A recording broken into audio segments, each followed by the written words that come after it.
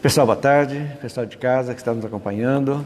Dando sequência aos nossos estudos do livro A Caminho da Luz, capítulo 8. Estamos vendo a China milenária. E vamos dar sequência. Hoje nós vamos falar um pouquinho agora sobre Forri. Escreve F-O-H-I. Então, antes de a gente falar com ele, vamos dizer que Jesus sempre, a proteção que ele tem para com todos nós aqui da terra, sempre foram enviados durante todo o tempo, desde o início, seus emissários para ajudar no desenvolvimento da terra, do desenvolvimento moral da terra. Então é muito importante. Então, para todos os acampamentos, nós vimos, estudamos aqui que os capelinos que vieram de Capela, que deram origem a 4 povos, só quando eles chegaram aqui já existia um grupamento aqui da raça amarela, os chineses, dentro dos chineses, japoneses, a China é um dos mais antigos. Então sempre Jesus já mandava esses seres iluminados que, de acordo com a capacidade de entendimento do povo, eles faziam aquilo dentro das possibilidades. E como a China, esse insulamento da China, que ela se fechou, quer dizer, que nós já falamos aqui, ela se fechou desde o início, só com eles, sendo que o ideal seria a expansão, né? Como todos os arianos fizeram quando aqui chegaram. Mas tudo bem, e dentre eles era um povo muito culto, que começaram então a mandar. Então quem foi Forri? Né? Então, Forri foi um dos 3 augustos imperadores da China, que antecederam os 5 imperadores. Teve 5, depois vieram os augustos. Ele foi um dos imperadores, Forri, né? E ele foi muito interessante a gente entender. Ele é considerado como se fosse um ser mitológico. Então, tem muitas histórias dele a respeito. Se vocês colocarem lá Forri no Google, vocês vão ver lá que ele fala que uns falam que ele veio de outros mundos, de outro planeta, que era um ser extraterrestre, que foi colocado aqui pela inteligência dele. Então, tem várias coisas mitológicas. Diz assim, é um ser mitológico, muito culto, que não era daqui, dentro dessa mitologia da China. E ele criou, para a gente entender, que eu fui trazer para vocês, o I Ching. O mundo o livro das mutações. Isso aqui depois eu vou passar para vocês dar uma olhada aí. É muito interessante. Através de hexagramas, vão fazendo os hexagramas, e aquilo ali vai se consultando. É um descobrimento interno da pessoa, que a pessoa é muito profundo. Eu li, mas sinceramente é muito profundo. Tem como fazer, cada um que você joga ou varetas ou tipo de moedas que vão fazer, e você vai, de acordo com o resultado das moedas, você vai trazendo os hexagramas e os pentagramas de baixo para cima.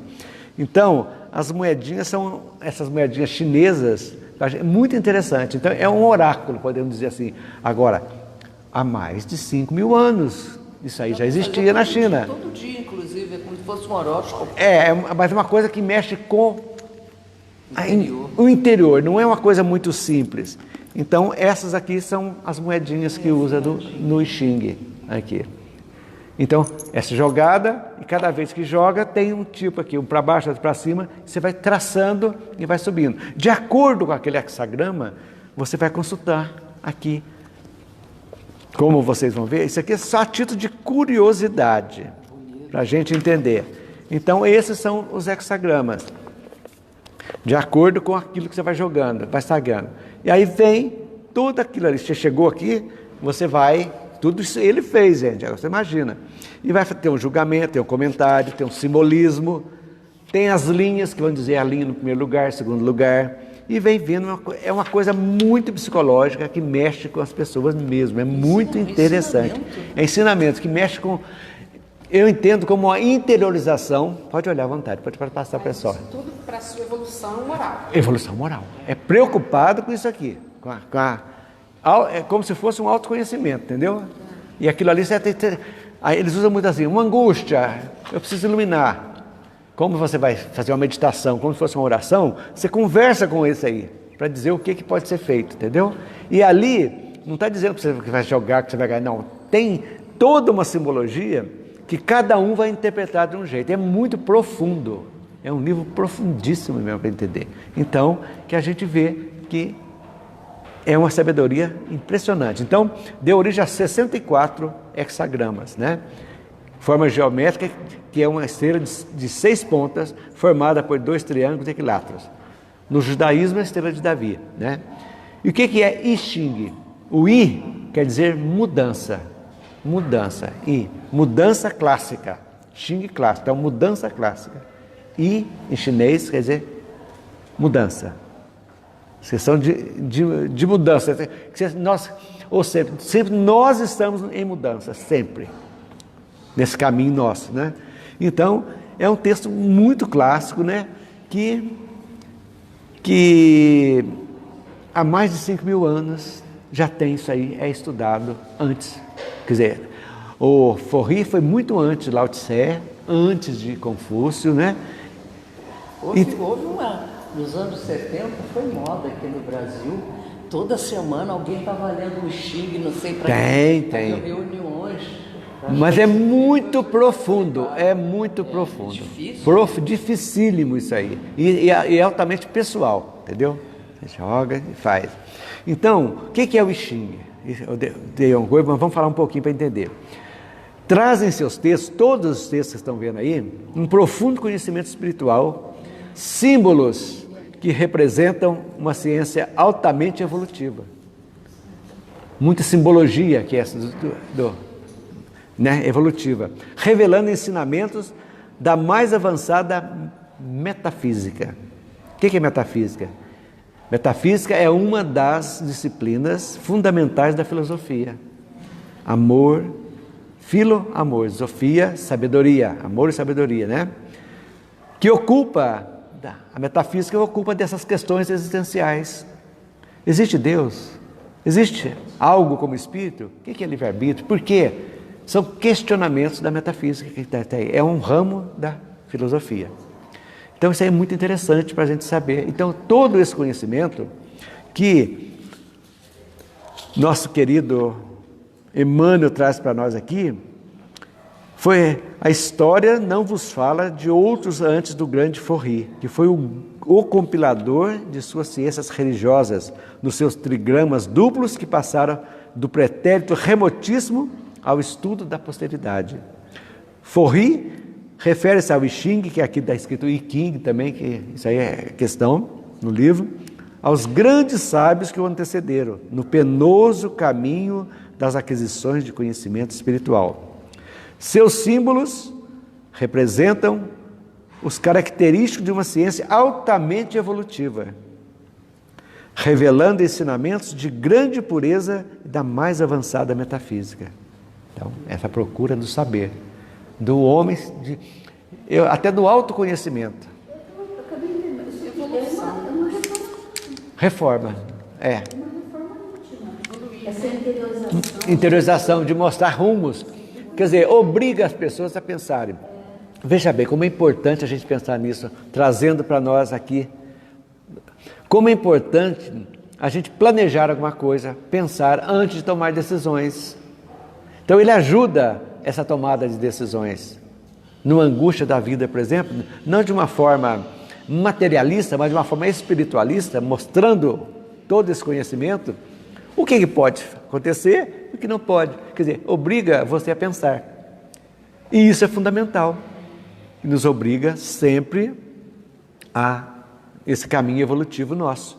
Então, isso aí é fundamental para a gente entender que a vida realmente é muito bacana nesse ponto. Então, esse foi Forri, que também, em seguida a esse divino missionário, né, grande povo chinês, mandou mais 2. Confúcio, que em chinês é Confúcio, 5 séculos antes da sua vinda, preparando os caminhos do Evangelho no mundo, tal como procedera com a Grécia, Roma e outros centros adiantados do planeta, enviando-lhes elevados espíritos da ciência, da religião e da filosofia, algum tempo antes da sua palavra mirífica, ou seja, maravilhosa. Mirífica é maravilhosa, a fim de que a humanidade estivesse preparada para a aceitação dos seus ensinos. São os precursores. Precursor. Como o Espiritismo também teve seus precursores. Né? Vários precursores do Espiritismo, Jesus também. Aí você vê que tudo é planejado. Não existe nada feito eu acho que vai dar certo, isso aqui eu vou fazer. Não, tudo tem uma razão de ser. Então Jesus foi, como se você colocar uma carne marinando para tempero. Ela tem que marinar para ter o ponto para assar, para ela ficar macia, na hora certa. Então, foi marinando todos esses conhecimentos, devagarzinho, cada um de acordo com a capacidade evolutiva daquele pessoal, que é o mais importante, né? Porque não adianta você jogar pérolas aos porcos, né? Jesus já disse, você falar coisas que a pessoa não vai assimilar. Por que Jesus já falava em parábola? Exatamente porque a parábola, desde que os tempos são tempos, já contava as histórias dos clãs, que contavam as histórias dos antepassados, vinham passando de geração em geração, contando aquelas sagas que todo mundo tem, todos os povos têm, as sagas, e Jesus falava de uma forma bem abrangente que as pessoas jamais pudessem esquecer. E 2000 anos estão aí, tangíveis para a gente entender, né? Isso é muito importante. Então, esse precursor da China foi muito interessante para a gente saber. Então, vamos falar agora um pouquinho sobre Confúcio e Lao Tse, dando sequência, né? Então, nós aprendemos sobre o grande Forri, um dos primeiros emissários de Jesus para o povo chinês. Muito interessante saber isso aí. Agora vamos aprender sobre dois grandes emissários do Cristo, que foram Lao Tse e Confúcio. Lao Tse é um título de uma das maiores personalidades da filosofia da antiga China, Lao Tse. É muito importante para a gente entender. Significa o que Lao Tse? Grande Senhor, ou seja, velho mestre, aquela sabedoria mesmo. Seu verdadeiro nome não era Lao Tse, seria Lao Dan, Laodan. Lao Dan é o nome dele. Mas, como Jesus sempre fala de o Messias, Jesus, então Lao Tse seria o grande Senhor, o velho mestre, o grande mestre, podemos dizer. Forri nasceu 3.000 e tantos anos antes de Cristo. Já Lao Tse foi no ano 600, mais ou menos, aproximadamente no ano 600 antes de Cristo, ou seja... Quanto? 3.000? 3.800 parece uma coisa assim, antes de Cristo, né? Então, para a gente entender. Ele veio antes do Confúcio. Antes de Confúcio, ele foi um precursor. Depois veio o Lao Tse, né, que nasceu em 604 e morreu em 531 antes de Cristo. Atribui-se a ele a teoria da obra criadora do taoísmo. Tao, Tao, em chinês significa caminho. Então, o caminho do Tao, é o Tao. Então, isso aí é uma filosofia espiritualista muito interessante, bonita. Inclusive, nosso amigo, que nós assistimos palestra dele, o Laércio Fonseca, gosta muito do taoísmo. Tem posições do Tao também, mexer com o corpo, com a mente. Então, muito interessante isso aí. Então, o que é o taoísmo? É uma mescla de religião e filosofia. Né? Junto com o budismo e o confucionismo também, é um dos 3 pilares do pensamento filosófico chinês. Então, taoísmo, budismo e confucionismo. Então, são os pilares da filosofia antiga da China, que estão aí até hoje aflorando para a gente de uma forma muito boa, bem adiantada mesmo, né? Então, algumas afirmações de Lao Tse. O Senhor dos céus é bom e generoso, e o homem sábio é um pouco das suas manifestações. Pouquinho. Na estrada da inspiração, eles caminham juntos, e o sábio lhe recebe as ideias que enchem a vida de alegria e de bens, quer dizer, conexão com o divino. Isso lá antes de Cristo. Totalmente longe lá dos hebreus. Lá estava seguindo lá, 1500 anos antes de Cristo. Aqui foi bem depois, 500, 600 anos. Mas falando para aquele grupo de pessoas o mesmo objetivo que teve lá, os mandamentos para Moisés lá, a tábua das leis para os hebreus, que ia seguir para toda a Europa, lá para a Ásia, de mesmo modo, espiritualmente, talvez até um pouco mais adiantado espiritualmente falando, mostrando essa ligação com Deus, né? Que Buda também foi 600 anos, tudo na mesma época, eclodiram lá nessa época da China. Eles falavam as mesmas coisas, mas de maneira diferente. A mesma coisa, o sentido seria a mesma coisa. A importância da espiritualidade, a importância de você transcender. Que nós vamos ver aqui o Nirvana, né? Que Buda sempre fala do budismo, o que é o Nirvana. É a mesma coisa. Então, tudo é crescimento espiritual. Olha que beleza, gente. E a ideia de um Deus também, né? A ideia de um Deus só. Muito interessante isso aí. Uma civilização lá da China, totalmente diferente, longe, antiquíssima, mais antiga do que a civilização dos capelinos que vieram. Lá, Jesus mostrando lá, mas ao mesmo tempo, ele está aqui, estou mostrando para vocês aqui de uma maneira, mas lá vai ser assim. E vai chegando. Nós vamos ver que tudo isso está chegando. Aí vocês vão falar assim, a China atual bagunçou tudo, bagunçou. Mas não é assim. Nada vai ficar como está. Vai ter mudança. É natural. Por quê? O progresso é inerente do ser humano. Todos. E eu ainda li, agora há pouco, para a Maria Ângela aqui, uma coisa muito interessante no Evangelho, a respeito, nós vamos falar daqui a pouco, ou amanhã, ou na próxima semana, a respeito da evolução, que tudo a palavra de Jesus vai ter que iluminar toda a terra, independente de quaisquer situações. Então, no capítulo 1 do Evangelho, segundo o Espiritismo, no item 1, tem um texto de Mateus muito interessante, que eu já comentei com a Maria Ângela agora há pouco. Não penseis que eu vim destruir a lei e os profetas. Eu não vim destruí-lo, mas dar-lhes cumprimento. Porque eu vos digo em verdade, que o céu e a terra não passarão antes que tudo que está na lei seja cumprido. Perfeitamente, até um único J e um só ponto. Então, vai ter que sair. Vai acertar tranquilamente. Todos os povos vão chegar num ponto que vão... Gente, não dá mais para sofrer mais.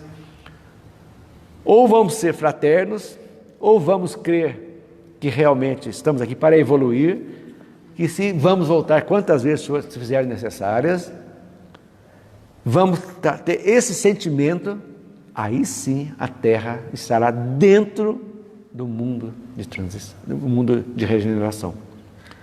É a culminância da transição nossa, que está ocorrendo naturalmente. E a transição começa em 1857, com Kardec. Começou lá. Tem 200 anos e já começou. Então, a mudança, se vocês forem analisar, começou mesmo com Kardec. Que veio trazer novos conceitos, sem se preocupar jamais com quantidade de adeptos.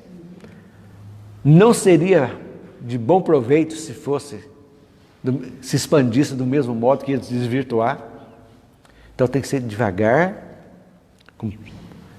com polos irradiadores de luz, devagarzinho, mostrando, comprovando cientificamente os postulados, porque agora é a época da luz, nós estamos, né? A era da luz.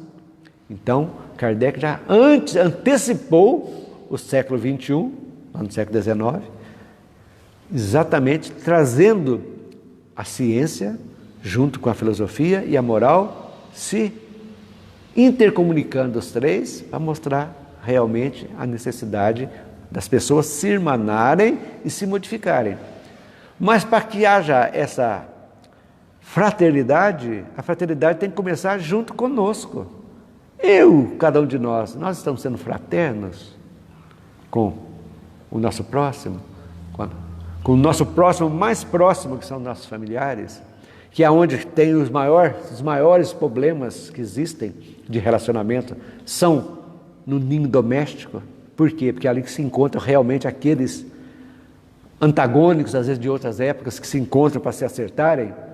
É aí que vai começando. Quando você começa a entender isso, não que você vai modificar com varinha de condão, não. Mas você entende que isso aí é o caminho, como diz, é o tal, é o caminho do tal, vamos seguindo, a gente vai começando a aceitar coisas que antes nós não aceitávamos, que antes nós julgávamos e éramos implacáveis no nosso julgamento.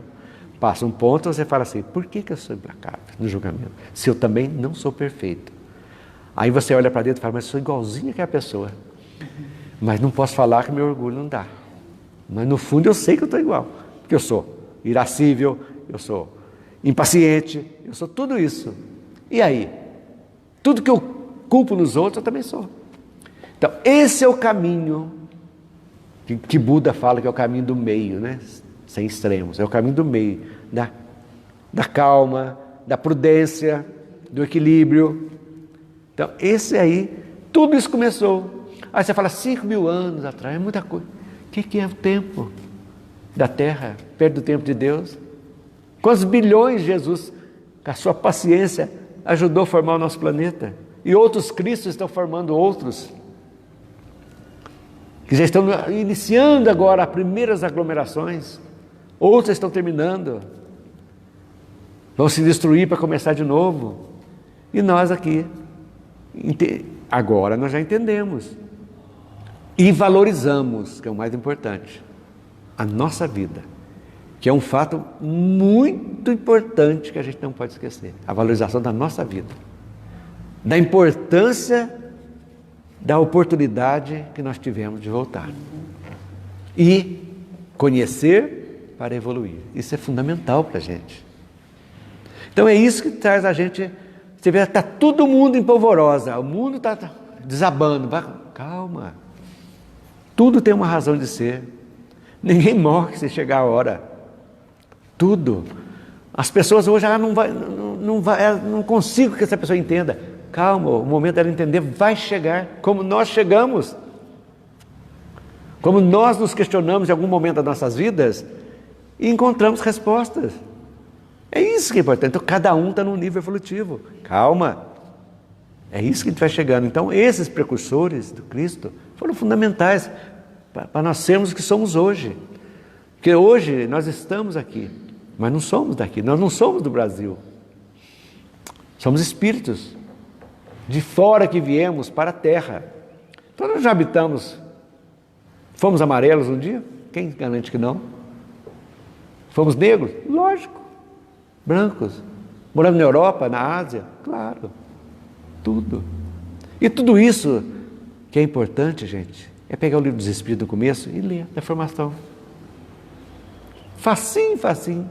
Depois que a gente vê aqui, você vai lá no livro dos Espíritos e vai ver tudo que Kardec já está falando disso aí. Para a gente entender, né? Então, gente, taoísmo significa o caminho. O Tao Te Ching, o livro do caminho e da virtude, junto com a Bíblia, é um dos livros mais traduzidos do mundo. Para vocês terem uma noção. Aqui ele fala Kang Ying, né? Do Kang Ying ou de King, Tao Te Ching. Tanto esses nomes é complicado em chinês para a gente entender. Diz aqui, no Kang Ying de Lao Tse, algumas das suas afirmações que nada ficam a dever aos nossos conhecimentos e exposições do moderno pensamento religioso. É o que eu li há pouco para vocês, agora há pouco aí. O homem, Senhor dos céus, é bom e generoso. O homem sabe um pouco de suas manifestações. Na estrada da inspiração, eles caminham juntos e o sábio lhe recebe as ideias que enchem a vida de alegria e de bens. Então, é isso para a gente entender. Então... Eu fico pensando assim, eles têm que ser mesmo emissários, né? Porque há 3.000 anos atrás, 600.000 anos atrás, eles já falavam coisas que, se não tivesse sido enviado, de onde estiveriam? De onde tirariam? É a primeira pergunta que a gente tem que se fazer. Aonde veio essa sapiência deles? do nada. E que também está atualíssima para hoje também, luta. continua sendo usado hoje por nossa evolução. E vou te falar, eram médios fantásticos, estavam em contato direto com espíritos puros. Eu acho assim que pelo fato da gente ser filho de Deus, a gente tem por natureza essa necessidade de acreditar em algo maior. Por exemplo, os índios nativos daqui não tinha consciência de Deus, mas tinha o Deus Sol, o Deus Lua. Então, por natureza, a gente tem necessidade de crer em uma coisa maior. Latente, né? Então, eu acho que isso é a centelha ali divina. Sim. Latente ali dentro, né? Pulsando. Mas aí deve ser aquele primeiro sopro, né? Quando a gente entra no mundo, no reino nominal, né? Aquele soprinho que já está lá dentro da gente, está colocado lá, só que precisa ser cultivado. É a semente, né? Que está ali fechadinha, precisa regar para eclodir. E assim é a vida. Quanta coisa que a gente está latente em nós, que não está um momento que você acha que nunca vai aflorar, e de repente aflora. Aí você olha, puxa vida, eu consegui. É interessante, né? Então esse foi Lao Tse. Confúcio nasceu em 551 e morreu em 479. Confúcio, que viveu 5 séculos antes da era cristã, estimulou o culto dos antepassados, tradicional no Celeste Império. Ensinou que se devemos fazer aos outros o que queremos que nos façam. Olha só, que Jesus refez depois. O mesmo preceito que foi proclamado por Jesus: o que quereis que vos façam, os homens fazei-os também a eles. Então, todos os caminhos levam a Roma. Então, como missionário do Cristo, ele teve que absorver todas as tradições e costumes chineses. É óbvio, gente. Você vai nascendo naquele povo, aqueles costumes, você tem que automaticamente... como é que você vai... Então você tem que assimilar aquilo ali, e aí depois ver a centelha, que você vai aprimorando aqueles conhecimentos. Então faz parte, é a bagagem. Para você questionar, precisa saber, né? Sim. Então ele teve que absorver todas as tradições e costumes chineses para poder reencarnar no seio daquele povo e desta forma beneficiá-los dentro do possível, de acordo com a compreensão dos chineses da época. Isso é muito importante a gente saber. Ok? Ele é um dos maiores filósofos chineses e deixou seus aforismos ou seus provérbios registrados no livro Anacletos de Confúcio. Esse é o livro dele, que traz todos os seus Anacletos de Confúcio. As influências de sua filosofia foi Lao Tse e o taoísmo, apesar dele não se apegar aos assuntos como pós-vida ou vida espiritual. Seus ensinamentos eram voltados para melhorar as relações entre as pessoas, a humanidade, a fraternidade, relacionamento. Tudo faz parte. Olha para vocês verem, tudo tem...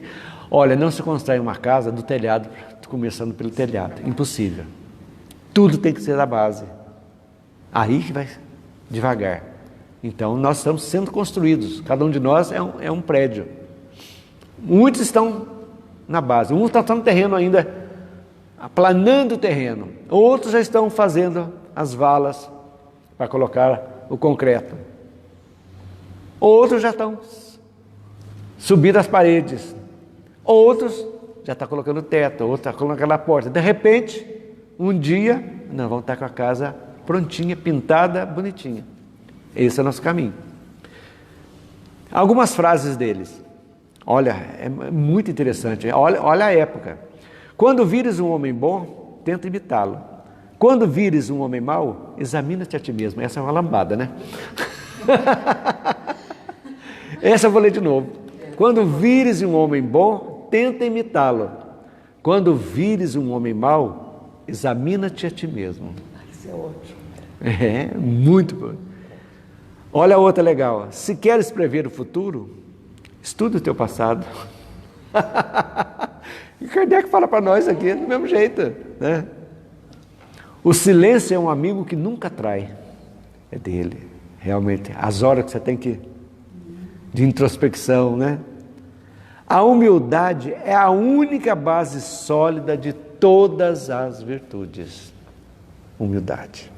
Então, gente, é isso aí que a gente entende, que vale a pena a gente ver. Quer dizer, se a gente fosse falar sobre Lao Tse e Confúcio, uma semana é pouco. Se vocês colocar no Google e ver tudo a respeito, é muita coisa, mas muita coisa mesmo.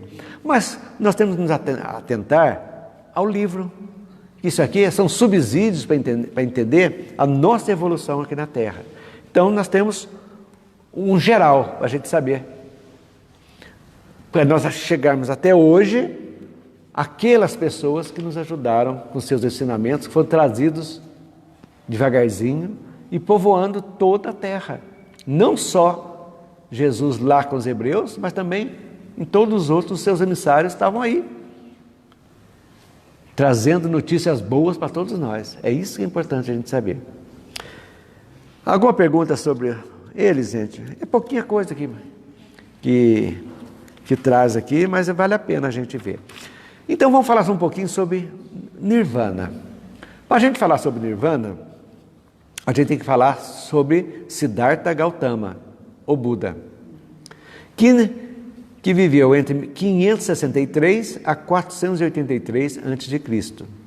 Ele nasceu em Kapilavastu, no sopé do Himalaia, hoje chamado Nepal. Lá nasceu Buda. Assim como Confúcio, Forri, Lao Tse, ele foi o emissário do Cristo para os povos da Índia e da China. Ele teve esse lá. A religião dos primeiros chineses era politeísta, assim como os outros povos antigos, era natural. Eles acreditavam na imortalidade da alma. Notamos que os povos antigos, e mesmo na civilização atual, acreditam na imortalidade da alma, pois essa sensação faz parte do espírito humano, né? A imortalidade. O culto dos antepassados era a base da sua religião. E esse culto, gente, é interessante, que de uma das religiões nascida no Japão e que é muito difundida no Brasil, chamada Seishonoye, que também trabalha a mesma parte espiritual, do mesmo jeito, eles têm o culto do antepassado muito interessante, que vem até nós. Kardec também fala muito a respeito desse carinho que nós temos que ter com os nossos antepassados. Porque se não fossem nossos antepassados, nós não estaríamos aqui. Nossos pais, se não fossem os nossos avós, eles não estavam aqui. Se os nossos pais, se nós estamos aqui, graças aos nossos pais. Então esse culto é um relacionamento de gratidão àqueles que nos antecederam e que nos deram a vida de alguma forma. Então eu acho muito interessante isso aí. É essa reconciliação com os nossos antepassados, de gratidão. Então esse culto antepassado é gratidão. Agora o modo de externar, cada um tem um jeito. Para nós espíritas é aquela gratidão, aquela que você se lembra, que você agradece e externa amor a Deus, primeiramente, né?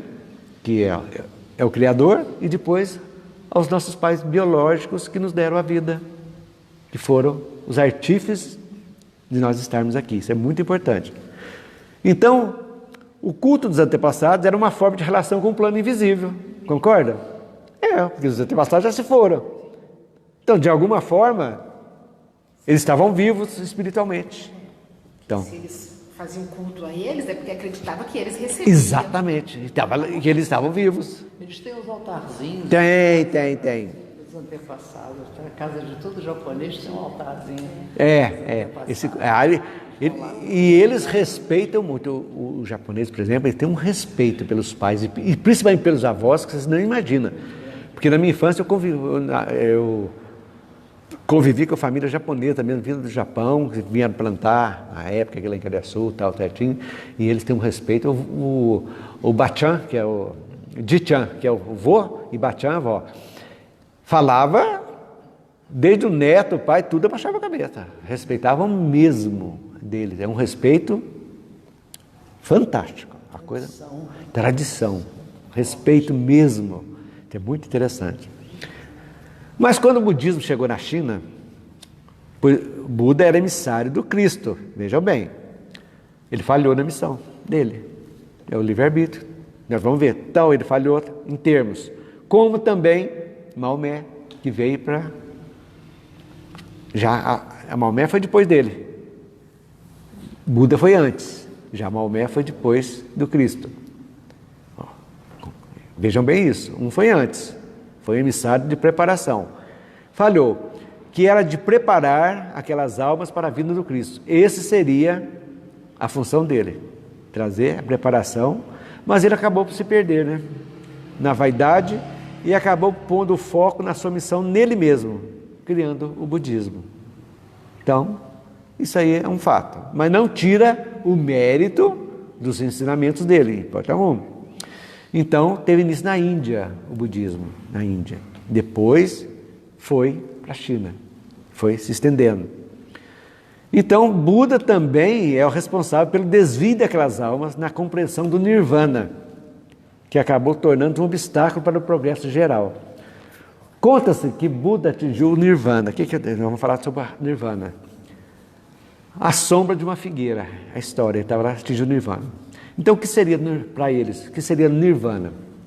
Nirvana seria a superação do apego aos sentidos, ou seja, é o estado de libertação pelo ser humano ao percorrer a sua busca espiritual. Então você se liberta, chega num ponto que você atinge a plenitude. Esse é o Nirvana, a plenitude da sua busca espiritual. E em sânscrito pode ser traduzido como cessação do sofrimento, Nirvana, em sânscrito. Então quando você atinge o patamar, você vai atingindo, você chega na plenitude. É um estado de libertação do sofrimento, podemos dizer assim. A pessoa já não sofre mais, transcende. Esse é o objetivo que o budismo tem. Que a pessoa atinja o Nirvana. Um estado de bem-estar absoluto, assim não? Seria em evolução. Você atinge a plenitude espiritual, já chegou. Nós entendemos como, na minha opinião, que é você atingir a plenitude espiritual. Você já não precisa nem me reencarnar mais. Você chegou àquele último estágio que você já está pronto, não precisa fazer mais. Já atingiu a sua evolução espiritual. E o budismo tem um problema também, que quando morre, a pessoa perde a identidade, volta como uma gota de água para o oceano e mistura tudo de novo. Junta-se tudo, que a gente não concorda porque nós somos seres individuais. Cada um de nós, Deus nos criou independentes, cada ser como um ser independente. Não que você morre, vai para o todo e depois volta de novo. Isso aí não. Posso falar um negócio? Pode. Isso aí eu li, sei lá quanto tempo faz isso, que esse Nirvana tem um lado, assim, entre aspas, pejorativo para usuários de droga. Atingir esse prazer incalculável, né? Atingir o Nirvana. Tanto que tem Tanto é que a minha ideia de Nirvana é essa questão desse bem-estar. mas tanto que tem uma banda famosíssima de rock que chama Nirvana. Nirvana, que atingiu o clímax, né? Então, o que é para o Espiritismo Nirvana? Extinguir, cessar o sentimento de ódio. Para nós, o Nirvana é esse. Ódio, rancor, orgulho, egoísmo. E traz aquele êxtase bom. Puxa vida, eu não odeio ninguém, eu não tenho ressentimento de ninguém, eu estou em paz comigo. Eu me amo, eu me aceito como eu sou, eu perdoo, eu não estou ressentido com ninguém. Então, esse é o Nirvana de cada um. Que quando a gente atinge isso aí, seria o ápice da nossa evolução.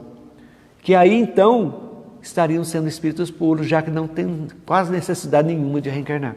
É quando você domina os sentimentos negativos. Totalmente, total.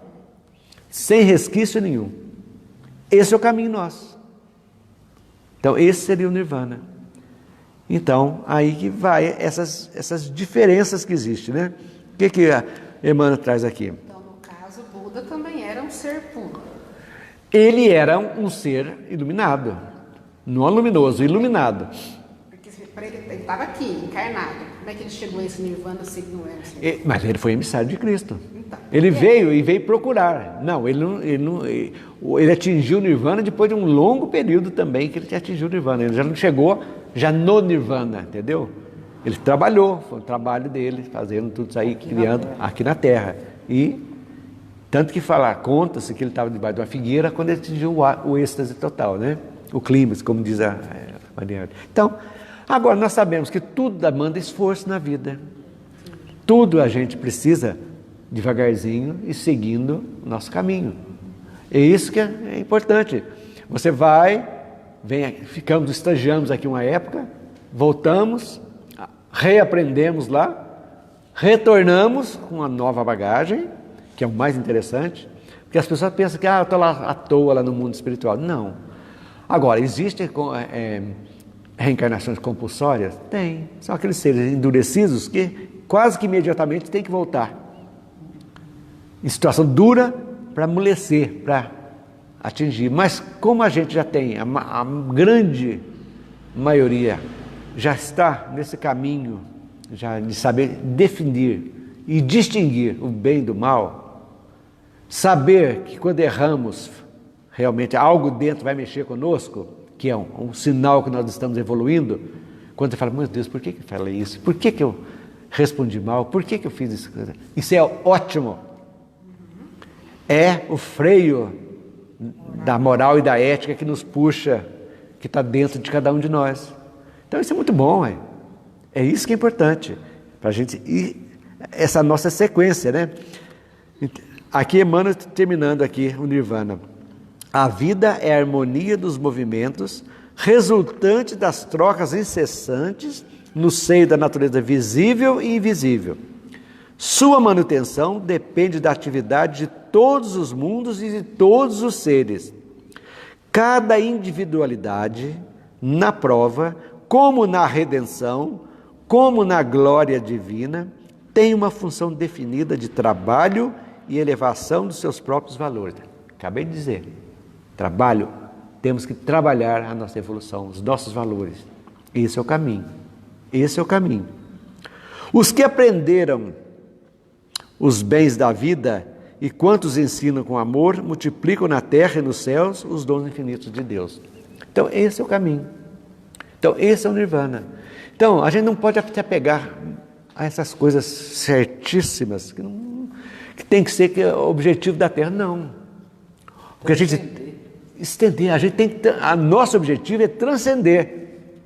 É sempre você falar assim, só sei que nada sei. Sempre posso melhorar. Sempre posso melhorar. É o que comentávamos há pouco, né? Antes de começar, a gente fala, eu sei tudo de espiritismo, não preciso estudar mais. Pega o livro do Espírito e começa de novo da primeira. Vocês estão lá, que número vocês estão no estudo? Lá na frente já, né? Capítulo 5. 5. Volta no 1 e vê se não tem alguma coisa que precisa aprender. É desse jeito. Agora, a nossa melhora moral, essa depende só de nós. Que nós já temos o roteiro. O roteiro é Jesus. Aonde está a lei de Deus? Dentro de cada um de nós. O que eu vou me pautar na minha vida? Olhando para dentro de mim, ver se eu estou realmente cumprindo, vivendo, exercitando as leis divinas que estão dentro de cada um de nós. Aí você pergunta, eu sou fraterno, eu sou honesto, eu sou um julgador implacável, que só aponta defeitos nos outros e não olha nada para mim? Essas perguntas a gente tem que fazer. E às vezes, eu não sou inimigo de ninguém, mas pode ser que tenha inimigos. Diz que os nossos maiores, os que mais nos ajudam, são os nossos inimigos, que eles falam a verdade. Ô seu desonesto, mão de vaca, bruto, sem educação. Então, é coisa para a gente olhar para dentro da gente, né? Para ver, será que eu... Não, eu vou analisar. Será que eu sou mesmo? Se eu não for, ótimo. Mas se eu for, puxa vida. Então, é sempre observar, não é verdade? Seguindo. Nós vamos terminar hoje a China, viu, gente? Vamos na China atual. Então, aqueles milhões de almas que reencarnam ou reencarnaram na China estão paralisadas ainda devido à falsa compreensão do Nirvana. Mas chegará o dia em que aquele povo sofrido e designado há de acordar para as lições de Jesus. É que falamos aqui. Cumprimento da lei. Enquanto não tiver tudo, vai ter que chegar lá. Até que o último sentiu. Aí um novo dia raiará para aquela grande nação, símbolo da paciência e da perseverança. Devido à pressão e às leis duras e o controle do Estado, a China é um dos países com os maiores índices de suicídio, aborto, infanticídio. No mundo, cerca de 1/3 dos casos mundiais ocorre na China. Uma que é a população, hoje estimada é 1 bilhão e 400 milhões de pessoas. 1 bilhão. É. Então, lá infanticídio, lá antigamente, hoje já pode ter mais um filho. Quando tinha 2 filhos, era para matar, era para abortar. Incentiva, é. Então, complicado. Agora você imagina o karma dos lugares, dos dirigentes, tudo isso aí que passaram. Tanto é que na Revolução Cultural do Mao Tse Tung, quando implantou o comunismo, foram 70 milhões de mortos na guerra. 70 milhões. Então, o governo chinês promoveu o Estado ateu. Manteve uma atitude hostil para com a religião. Isso é um fato. Somente em 1978, que deu um pouco de liberdade, mas com restrições. Então, isso é um fato, né? Então, o que mais que Emmanuel fala da China atual, que para complementar? China foi invadida. Você sabe que ali, entre a raça amarela, existem os 3 países, foram inimigos terríveis: Japão, Coreia e China. O Japão invadiu várias vezes a China, dominou a China, invadiu a Coreia, tanto que o estupro que os japoneses fizeram na Coreia é uma coisa marcada até hoje, durante a guerra, foi uma coisa horrível, né? E teve um imperador chinês que foi colocado pelos japoneses, que era manobrado pelos japoneses, então eles têm uma rivalidade muito séria mesmo. Então dessas palavras deve ver que a invasão japonesa, na sua incrível agressividade, esteja tocada de uma sanção divina. O Japão poderá realizar na Grande República todas as conquistas materiais. Sabe o que está dizendo aqui? Que nessa época, antes da Segunda Guerra, em 1938, o Japão, pela segunda vez, tinha invadido a China. Década de 1930. Então, aqui que está contando essa história que talvez fosse para melhorar. Mas só que aí, infelizmente, houve essa revolução comunista, né? Onde tinha o Chiang Kai-shek, que era nacionalista, e Mao Tse-tung, que era comunista.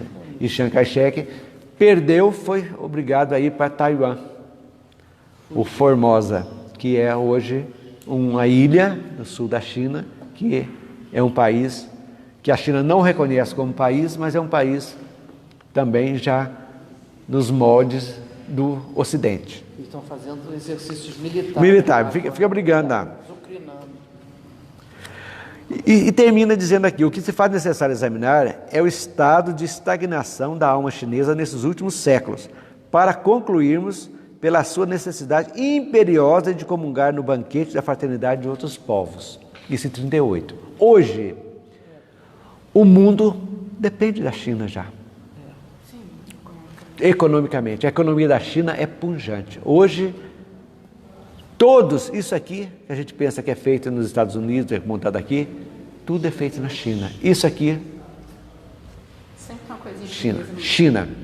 Então, economicamente, já é essa irmandade. Nós temos aqui fábricas aqui na nossa cidade chinesa.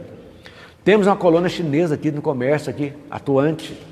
Então, já está tendo esta integração devagarzinho, devagar. É o que nós dizemos aqui. As coisas estão acontecendo. É aí que a gente vai ver agora sobre a edificação do Evangelho na China. Hoje a maioria é agnóstica, ou seja, não acredita em Deus. Mas não nega a possibilidade deles. O agnóstico ele não acredita, mas acha que deve ter. Por quê? Porque aí é os resquícios deles, lá de Confúcio, de Lao Tse, que está entranhado, que a Revolução quis tomar conta e não deixar, mas não conseguiu. Continuam os templos budistas, taoístas, está tudo lá do mesmo jeito. Então, eles não conseguiram sufocar. Ateu que não acredita em Deus e nem na possibilidade da sua existência. Já o agnóstico, ele não acredita, mas acha que tem, né?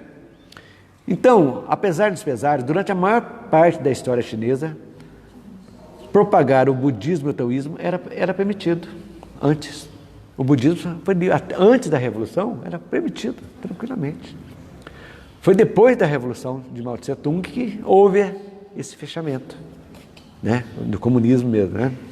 Acho que foi quando começou, desculpe interromper. Pode ir. A China começou a ascender, a sair de agricultores, não sei o quê, para passar para a tecnologia. Foi. Do outro lado. Mas provavelmente a religiosidade... Foi lá embaixo. Acabou. É isso aí. Então, acreditamos que os confrontos entre política e religião na China se tornarão em breve tempo a principal questão da sociedade chinesa. Já vai começar. E já estão. E eu fui fazer uma pesquisa, eu achei muito interessante isso aqui, eu não conhecia também, estou trazendo para vocês agora, essa pesquisa é muito interessante. Para você ter, tem 1 bilhão e 400 milhões. Então foi feita uma pesquisa lá, de um chinês mesmo, que muito desses 1 bilhão e 400 milhões estão procurando conforto espiritual, já, essa procura, com o qual nem o comunismo nem o capitalismo parece poder oferecer a eles. Então está essa procura já. Mesmo que a palavra de Jesus ainda não tenha chegado de um modo geral na China, calcula-se que em 8% o número de cristãos na China. Já? 8%. O país pode estar prestes a se tornar não apenas a maior economia do mundo, mas também uma nação com o maior número de cristãos. Segundo Fu Yang, professor de Sociologia da Universidade de Purdue, o autor do livro A Religião na China, chama-se Sobrevivência e Reavivamento sob o Regime Comunista, um livro dele. Pelas estatísticas, para ter noção, a panorâmica é completa. Obstante, essa pesquisa é de 2010. Não a força do Partido Comunista lá, grande, né? Tudo. Em 2010 havia na China, sabe quanto evangélicos e protestantes? 58 milhões. Mais que no Brasil. Isso quando? 2010. Quantos milhões? 58 milhões. Mas lá tem 1 bilhão e 400 milhões. Proporção. Mas, em comparação com os 40 milhões do Brasil e 36 da África do Sul, tem mais. Segundo a pesquisa, o Centro de Pesquisa Pew, PEW, esse número poderá aumentar para 160 milhões de cristãos até 2025. Isso está falando do evangélico protestante, sem os católicos, que ainda lá, o catolicismo, eles não aceitam que o Papa para nomear um bispo, um cardeal, o Partido Comunista tem que aprovar, senão não aceita, ainda. Então, 160 milhões. Isso poderá superar o número de protestantes nos Estados Unidos, que em 2010 tinha 159 milhões de protestantes nos Estados Unidos.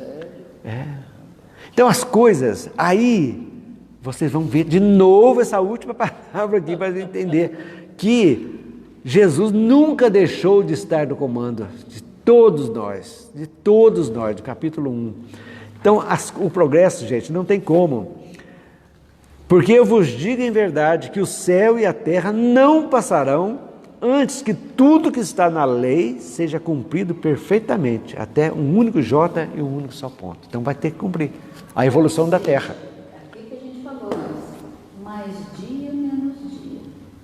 Tudo vai se voltar para uma coisa... Vocês já notou que tudo no universo se encadeia? É uma engrenagem perfeita. Vai se encadeando. No momento certo, não no nosso tempo. Nós, às vezes, somos afoitos. A gente somos mestres de falar, isso aqui não vai ter jeito. O Brasil está perdido, a terra está perdida, está tudo perdido. Não está, gente. Não teve aquele economista que lá no século XIX falou que a terra não ia ter alimentos para aumentar? Em 25 anos não ia ter a terra, não ia ter alimento, ia morrer todo mundo de fome. Quantos anos faz isso? E está sobrando comida. Tecnologia, inteligência, né? A nossa Embrapa aí é maravilhosa, né? A Embrapa do Brasil, fantástica. As pesquisas que ela faz, uma coisa que... fantástica. Então, essas coisas vão indo. Então, Jesus disse nas bem-aventuranças, bem-aventurados os pacíficos serão chamados filhos de Deus. E a milenária China, que amando a paz, hoje ainda vive subjugada pelas forças do mal e da ambição, da injustiça e da iniquidade. Ainda. Pensem nisso. Mas chega um ponto que as coisas vão. Essa abertura da China para o mundo, que foi Xu Enlai, que foi feita na década de 70 e pouco, 80, essa abertura é o capitalismo, o comunismo capitalista que ele inventou lá e deixou, incentivou. Mão de obra barata, pode vir para a China aqui.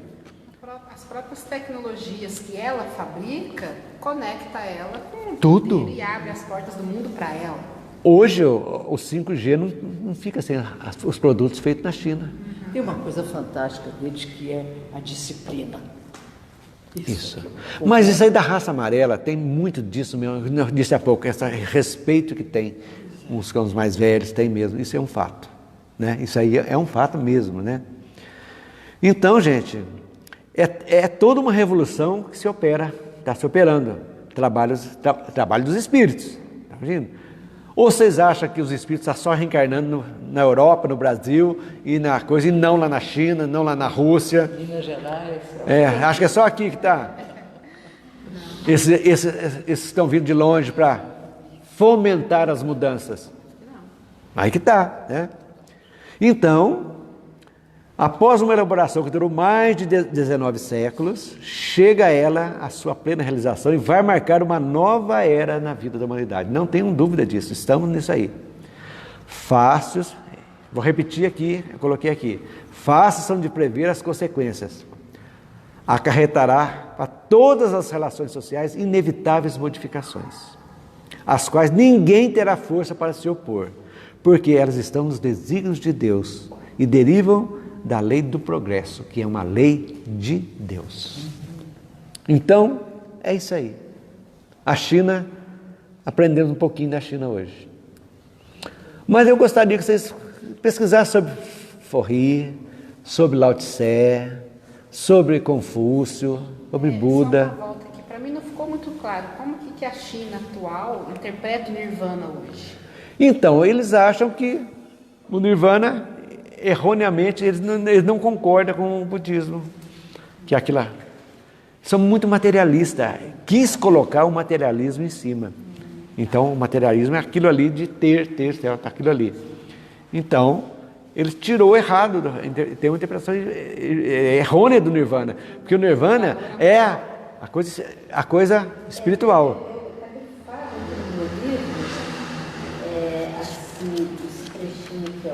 De qual? A vida romperá sombras milenárias que caíram sobre a República Chinesa, aí está grifado, onde milhões de almas repousam indevidamente na falsa compreensão do Nirvana e do Absoluto.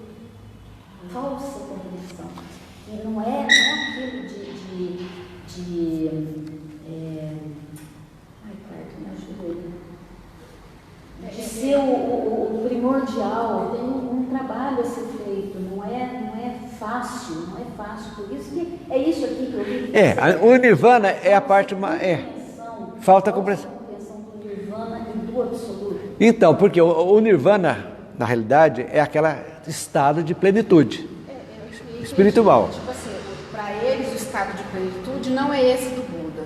A plenitude para eles é outro tipo. Não é o Nirvana, Com isso não estão preocupados, não preocupa com isso. Mas então é outra coisa. Você se preocupa? Nós nos preocupamos, nós aqui, Nós espíritas? Quem é que já ouviu falar? Pô, você está num nirvana legal aí. Não, nós não pensamos nisso. Então, esse trabalho agora da China, com chegando a 58 milhões, Pois é muita coisa. Para eles é nada. É uma porcentagem mínima. Mas é menos de 10% da população. Alguma coisa. Mas tem alguma coisa. Então as coisas estão acontecendo. E a previsão para 160, 160. Eu acho que a China vai se tornar uma democracia um dia. Eu estava pensando nisso. Eu falei, Vai. acho que as grandes mudanças, esses perfis, Vão. essa nova geração que está chegando aí, vai ter que se mudar o primeiro regime de governo para depois as mudanças maiores. Mas isso aí, gente, é lento, viu? É um estudo lento. Lento mesmo. Porque enquanto tiver com ditadores, com coisa mais complicada. Mas pelo menos hoje a China, economicamente, ela tem condição de dar mais conforto para os seus 1 bilhão e tanto. E alimentar esse povo não é brincadeira não, gente. E moradia. No espaçozinho do tamanho dessa mesa, moram 16, dormem 16 chineses. Ainda assim. São cubículos, né? Mas tudo tem uma razão de ser. Que trabalham quase 24 horas por dia. Não dorme muito. Nem tempo para dormir tem, né? Ô, gente, ok então? Semana que vem, nós vamos iniciar o capítulo 9. Vamos falar sobre as grandes religiões do passado. Nós vamos voltar a muitas coisas ainda que nós já falamos aqui, vamos voltar de novo, vamos refalando e devagarzinho a gente vai chegando. Dos 25 capítulos, nós já estamos entrando no 9, já tá bom, né? Começamos em abril. Mas os 8 anos a gente a gente vai devagarzinho. Alguma pergunta, gente? Maria, tá bem?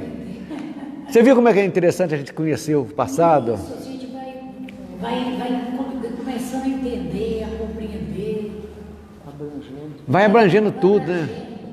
Porque às vezes as pessoas vivem num mundinho só da gente. Aqui. Se fecha. Não, e a gente tem que abrir o leque. Outras pessoas, outras culturas, a gente tem que assimilar alguma coisa também. E hoje o intercâmbio está muito grande. Hoje nós temos todas as nações do mundo morando no Brasil. Aqui em Pouso Alegre tem praticamente todos. Nós temos aqui alguém que está aqui. E esse intercâmbio é o ideal. É o ideal.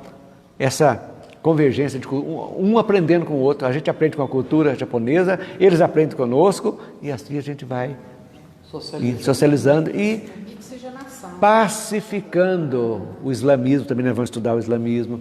Vai ter que pacificar também. Vai pacificando. É esse a convergência que a gente vai. É aí que vai se encadeando as coisas boas. Não é verdade?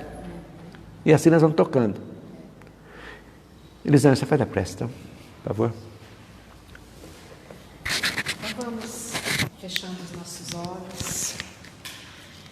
E com o pensamento já em Deus que estamos, vamos agradecer a espiritualidade por esse encontro de hoje, por essas informações tão ricas que nós recebemos do nosso irmão Clayton. E agradecer a Deus por essa oportunidade, pelo Consolador que está aqui, ativo em nós, e que a espiritualidade nos ajude a colocar esses ensinamentos em prática no nosso dia a dia, para que a gente possa continuar no nosso caminho evolutivo. Pedimos também que a espiritualidade fluidifique essa água que vamos tomar, que fluidifique a água dos nossos irmãos que estão em casa, para que essa água seja um bálsamo, um revitalizante e que renove as nossas energias e que nos fortaleça e nos dê força para seguir nesta caminhada que tanto precisamos. Agradecemos a Ti, meu Deus, agradecemos aos nossos irmãos que aqui estão e que semana que vem a gente possa estar aqui junto novamente. Que assim seja. Que assim seja. Graças a Deus. Obrigado.